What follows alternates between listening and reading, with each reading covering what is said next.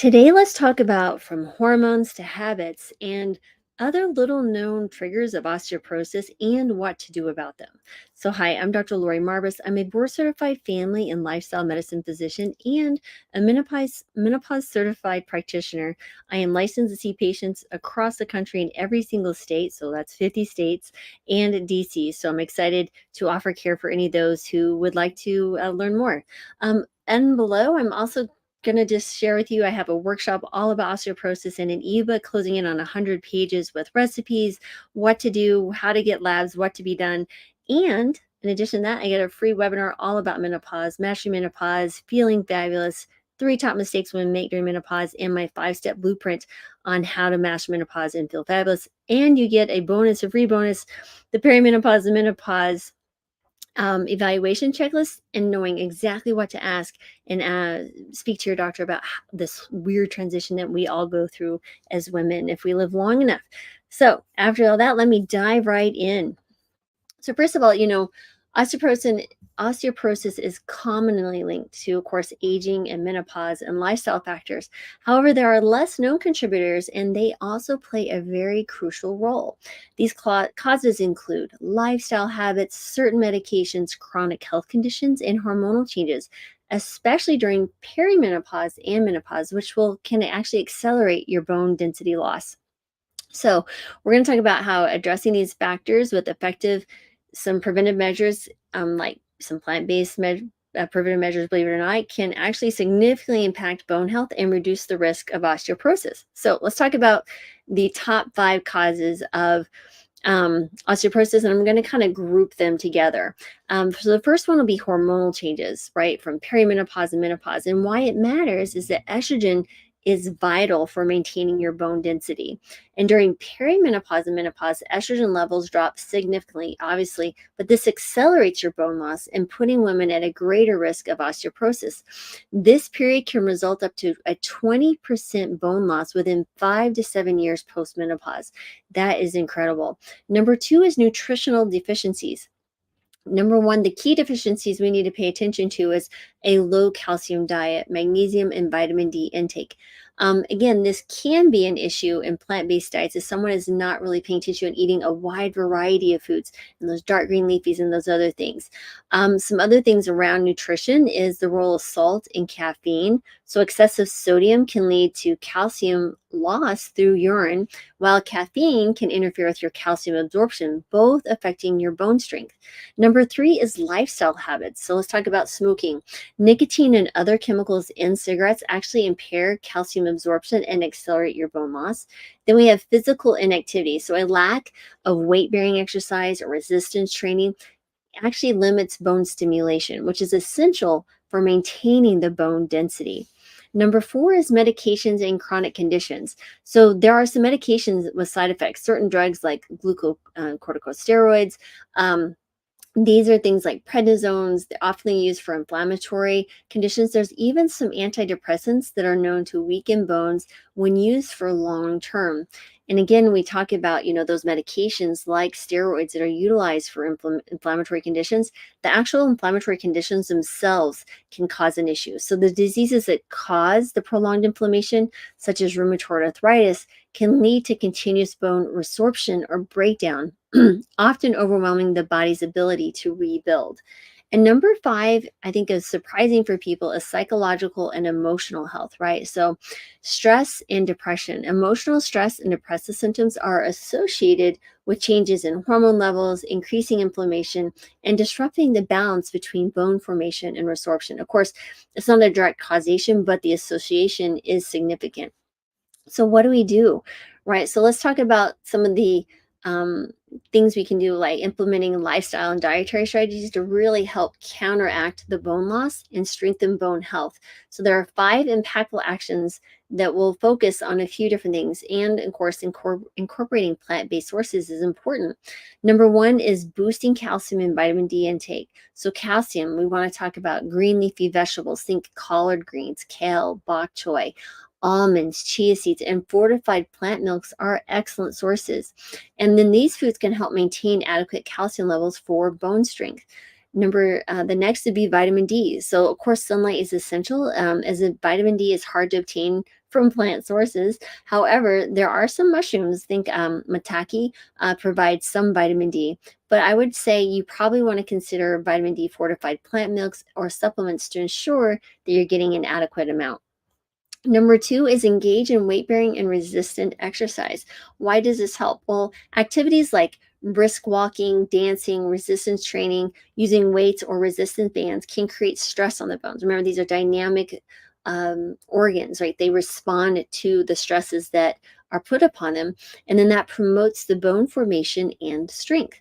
How often? Well, you want to aim for around 30 minutes, maybe 3 to 5 times per week, focusing on exercises that strengthen the lower body and core, and those are really crucial for bonus. You want to use the big muscles, what we call compound movements. Number three is optimize magnesium, protein, and vitamin K intake. So magnesium supports calcium absorption and what we call bone mineralization. These are excellent plant sources, include pumpkin seeds, chia seeds, black beans, and quinoa. So sufficient protein intake is essential to support bone structure, but also important to support muscle growth and sustain your muscle mass. So plant-based proteins such as tofu, lentils, chickpeas, and quinoa are ideal. So again, you do want to incorporate that as much as possible. And I love the soy component because there's many things about soy that will beyond just the calcium and protein that it has, but also certain phytoestrogens that will stimulate your bone growth as well. So what I typically recommend is between 1 gram per kilogram of body weight, of your ideal body weight, to 1.4 grams per kilogram. So someone asked me, what does that look like? Well, it really depends on what your body weight we're shooting for, right? So take your body weight, divide it by 2.2 in pounds to convert that to kilograms. And then what you'll want to do is actually look at some of the sources. If you do get the workshop, I have an entire list of what that needs to look like and how to get the foods that you will want to obtain to really support your bone health. But let's say that, if you think of one serving of, I think tempeh is around 15 grams, if I remember right, then, again, you would say, okay, here's my 15 grams. Let's say I need 50 grams per day. And you just look at the back of the label. You can look it up online and see how much of a serving will give you that much protein, right? So it's really not too hard to calculate, especially if you utilize the same foods over and over again.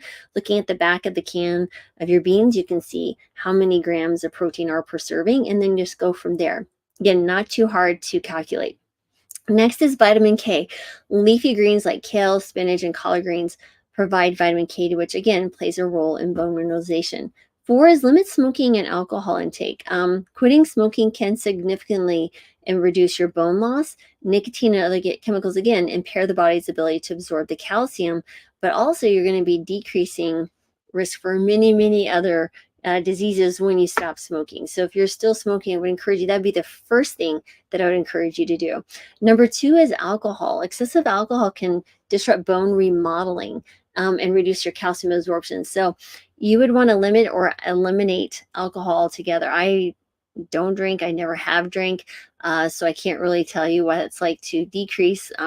But if you were like, man, I still want to drink, but if you can limit it to what they consider moderate levels, is 1 drink per day for women and 2 for men. Even that I think is excessive. So any amount of alcohol is toxic to the body. So but I'll leave it at it's your decision. Number five would be focus on your emotional health and managing stress, right? So why does it help? So chronic stress and depression lead to hormonal imbalances that can kind of accelerate the bone loss, particularly during menopause. So how? Well, practicing stress management techniques like mindfulness, yoga, and engaging in regular social activities can be super helpful. And then seeking, support for depression and or chronic stress may reduce related inflammation and support healthier bones. Because when we manage our stress, there's other things that start happening. We sleep better, our mood's better, we make better food choices. So many things improve. And stress is related to so many changes in our body and all the systems. Last night we had the Healing Kitchen, which is it's a live weekly group that I run with Brittany Giroudi. And one of the questions someone asked was, well, how does stress affect the entire body? And I literally went through system by system: your endocrine system, your musculoskeletal system, your immune system, your cardiovascular system, your neurologic system.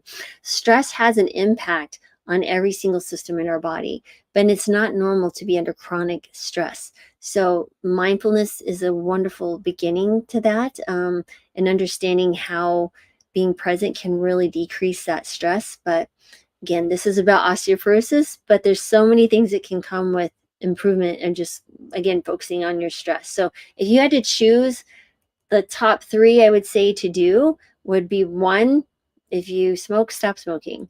2 is eat more plants, especially with those rich in calcium, dark green leafies, and higher protein. And then 3, well, I should say 4. So resistance training, and then I would say manage stress. So those would be the big levers that you're going to see improvement, not only in your bone health, but other things like chronic disease and such, like diabetes, heart disease, hypertension. A lot of those things will start to improve. So, in conclusion, basically, there's biological systems factors like hormonal shifts that occur, there's lifestyle choices that can happen that can really cause or accelerate the bone loss. And I go through the ebook I spent so much time building that goes along with the workshop. And I literally walk you through how to evaluate it. Should you get a DEXA scan? If so, how often? When should incorporate medications? If so, why? How you should be looking at what is your actual risk factors. Is it just because you have osteopenia, or is it because you have osteoporosis?